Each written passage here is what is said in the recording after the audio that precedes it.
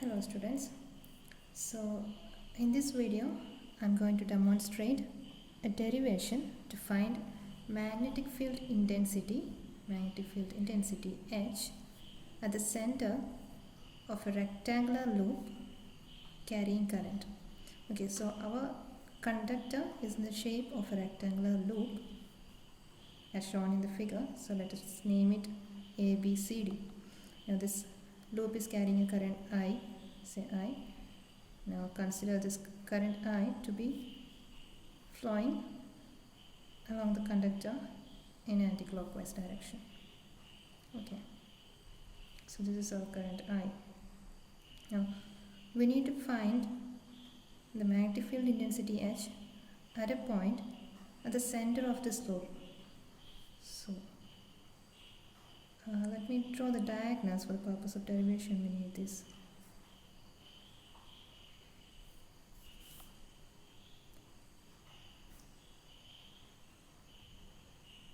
Okay, now point P lies at the center here.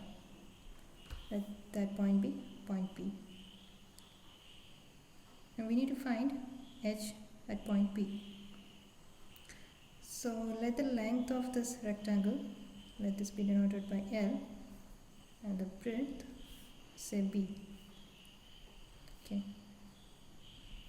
and the length be Ln, breadth be B meters. So to find the total magnetic field intensity at this point, what we do is first we find the magnetic field intensity due to the side AB, then due to side BC, side CD and side AD. So all the four sides we find individually and then we add it up. So we can say the total magnetic field intensity H, it is sum of say HAB plus HBC plus HCD plus HDA.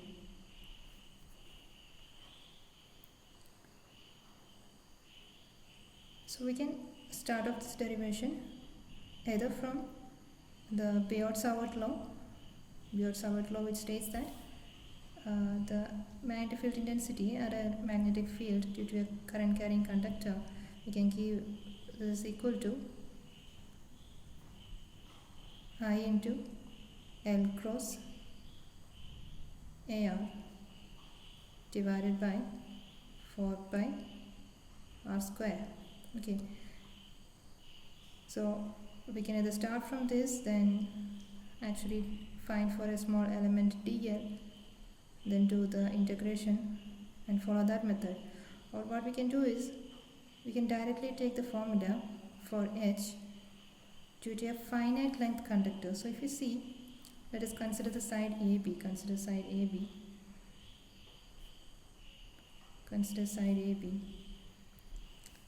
So AB is one side of this rectangle. It is also a finite length. It also has a finite length, right? So we can use the formula for H due to straight conductor of finite length.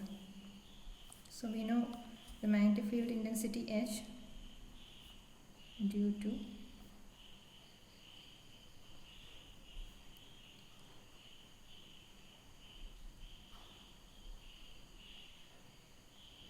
straight conductor of finite length.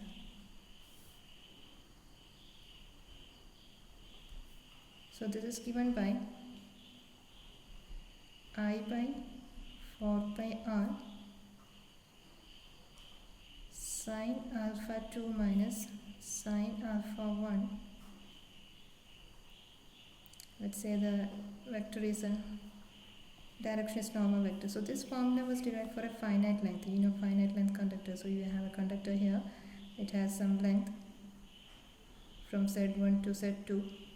Then we have a point. So if this point, perpendicular distance from the point P towards the conductor is given by small r, then angle with respect to this point. Say towards Z1 we have angle is alpha 1, and towards Z2 this angle is alpha 2. Then we can write the formula H is equal to I by 4 pi r sin alpha 2 minus sin alpha 1 n. That is by considering alpha 1 as a positive value. Okay. So we always know the direction of the magnetic field. It is perpendicular to the plane containing the coil or the conductor and the position vector. Okay. So for time being, let us denote it by a normal unit vector an. Now let us consider this case for the side AB. So HAB, we can write this is equal to, okay, now we need to draw the angles. So the perpendicular distance, let us indicate the perpendicular distance from P towards side AB, so that will actually bisect this side AB. So let this distance be, say, R. Now each side has length L by 2, and here also L by 2. Again R is equal to, this length will be B by 2. So we can write R is equal to B by 2. Consider these angles. Let this angle be minus alpha 1, and this angle be alpha 2. So they are in opposite directions. We are measuring those angles in opposite directions. So let alpha 1 angle be a negative angle alpha 1, and alpha 2 be the positive angle. So just substitute those values. We can write I by 4 pi, take R as B by 2, sin alpha 1 minus sin minus alpha 1 n. Or we can write I by 2 pi b, sorry, it is alpha 2. Okay, so this is sin alpha 2 plus sin alpha 1 a. So if you look at the figure, this is a rectangle. So the angle gets bisected by this line joining point P to the side AB. There is our R displacement. So we can see that alpha 1 angle is equal to alpha 2. Say this is equal to some angle alpha. So we can replace this alpha 1 and alpha 2. We can write HAB is equal to I by 2 pi b 2 sin alpha n. Now what is sin alpha, or sin alpha 1 or sin alpha 2? So you consider this triangle. This angle is alpha 2. This side is L by 2 and the perpendicular side is B by 2. The hypotenuse will be half of under root L square plus B square. So we can replace sin alpha by Pythagoras law, opposite side by hypotenuse. So we can write I by 2 pi b 2 into opposite side will be L by 2. So L by 2 divided by half of under root L square plus B square. Now there is a lot of cancellation here. So this 2 and 2 will cancel, again this 2 and 2 we can cancel. So finally we can write this is equal to I by pi b L divided by root of L square plus B square n. Okay, this is HAB. So if you observe HAB, AB side is actually equal to the length CD. So in a similar way, if you do for the side CD, we'll get the answer, the same answer. So we can write HAB, this is also equal to HCD.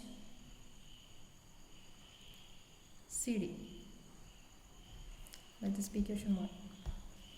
Now let's move on to the other side. Okay, so here also this length is equal to L by 2. Let's mark these angles as, okay, let this angle be minus beta 1 and let this angle be beta 2. Okay, so now we consider side BC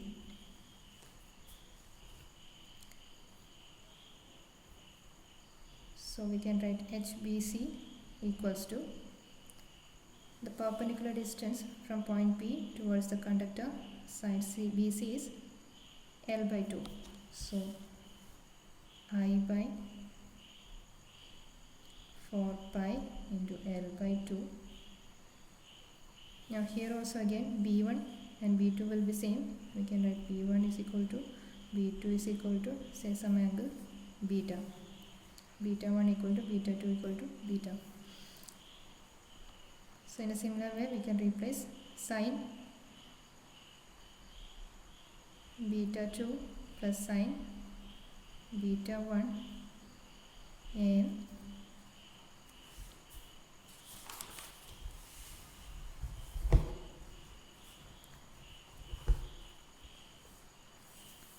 this becomes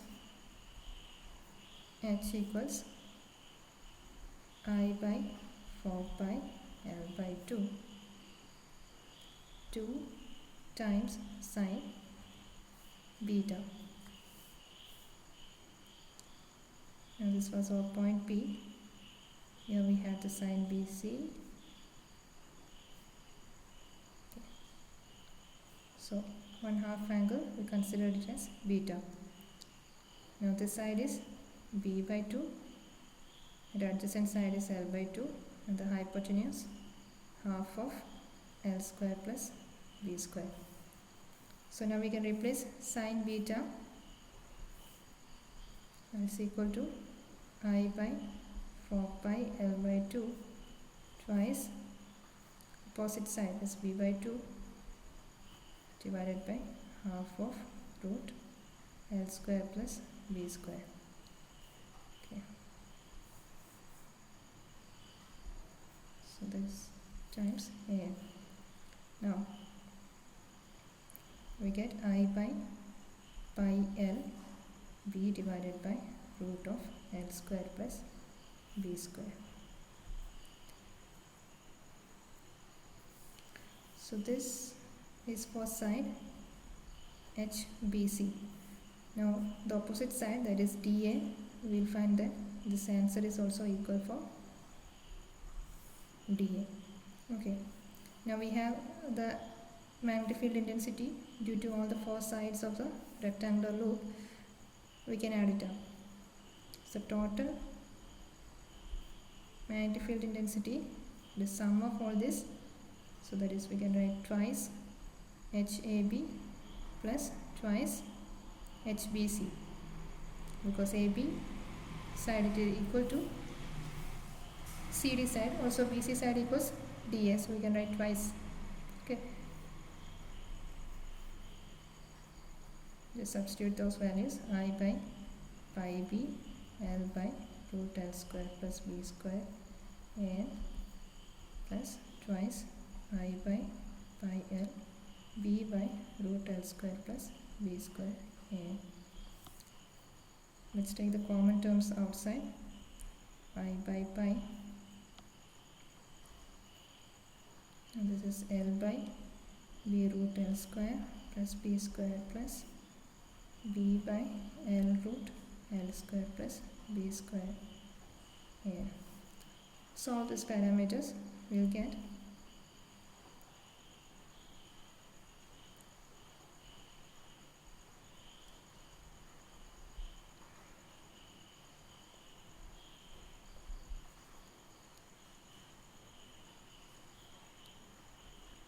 I by pi LB L square plus b square divided by root of l square plus b square a. We can again simplify this.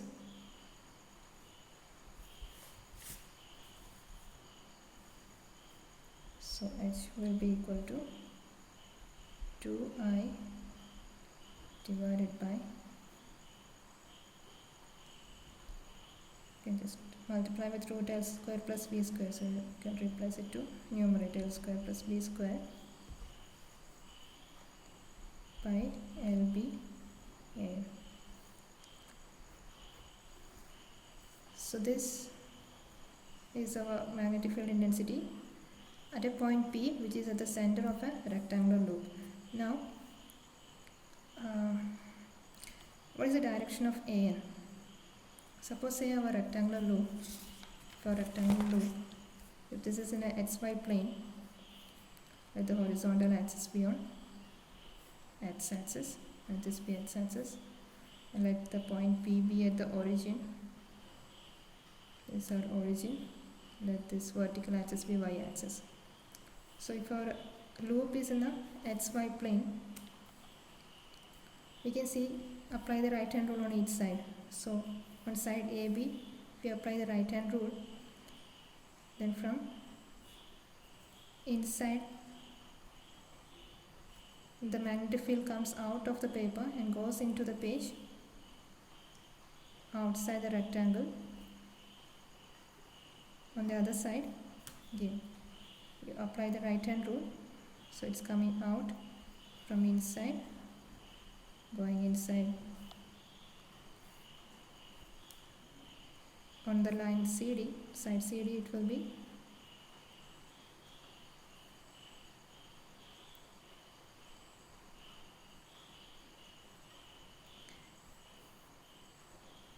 going inside and the out of rectangular page, and it is coming out of the page inside the rectangle. So similar way for the side DA, so you do this side. So on every side you can see that the magnetic field intensity is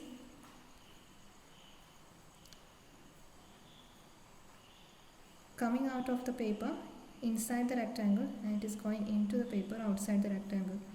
So coming out of the paper, that is upward direction, right? This is upward direction. So this direction is nothing but the positive z direction.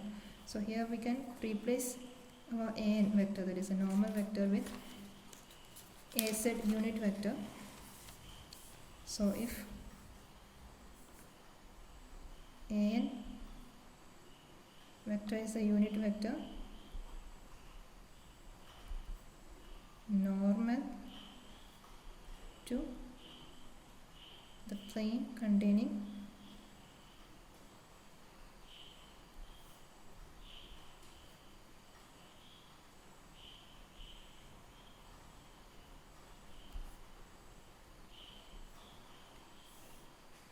so if the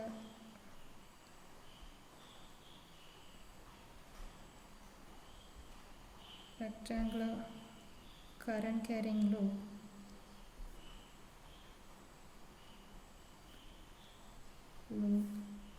is in xy plane, then you can write an equal to az direction. So then the equation h becomes 2i root of l square plus b square divided by pi lb az. Now if our loop is a square loop, for square loop, what will happen? The length will be equal to breadth. L will be equal to b. Say it is equal to some side of length a meter. Then we can replace this L and a with p. So then h will be equal to 2i root a square. Actually it is twice a square. 2 times a square divided by pi a square. So this will be 2 root 2